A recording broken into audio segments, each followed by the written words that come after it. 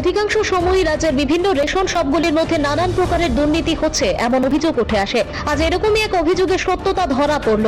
আজ কোনো একটা সময় RMS চৌমনির মধ্যে অবস্থিত 13 নম্বর রেশন শপ থেকে মহারাজগঞ্জ বাজারের কোন এক ব্যক্তি 2 বস্তা চাল নিয়ে যাওয়ার সময় স্থানীয়রা আটক করে। গোটা বিষয়ের খবর খাদ্য দপ্তর গিয়ে পৌঁছালে দায়িত্বপ্রাপ্ত আধিকারিক ঘটনাস্থলে ছুটে আসেন। নিজের প্রতিক্রিয়া ফুড ইন্সপেক্টর দেবজ্যোতি চক্রবর্তী দাবি করেছেন সংশ্লিষ্ট রেশন শপে গিয়ে বিষয়টি তদন্ত করা হবে। যদি স্টকের সাথে না মিলে তাহলে উপযুক্ত ব্যবস্থা গ্রহণ করা হবে বলে শ্রী চক্রবর্তী দাবি করেন।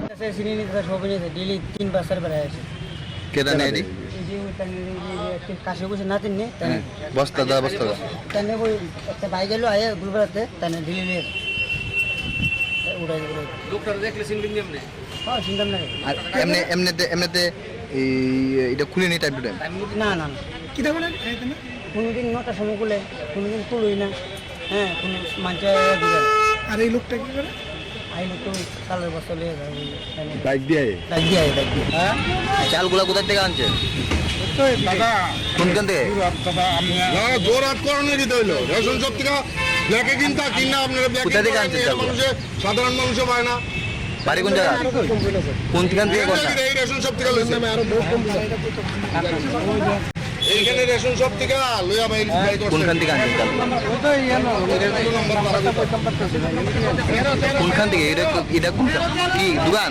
ওইটা লোকাল আছে দোকান। রেশন যে ডিলারের প্রতি এবং যে অ্যাকচুয়ালি ডিলার উনি তো অসুস্থ, ওনার পরিবর্তে অন্যরা চালাইতেছে, তারা খুব মিসবিহেভ করে মানুষের সঙ্গে। তারা এরকম করে কি আপনার এই আমরা জিনিসপত্র নেওয়ার পরে একটা রসিদ বাইরে স্লিপটা পর্যন্ত তারা আমাদের হাতে দেয় না, তারা এটা ফেলাই দেয়।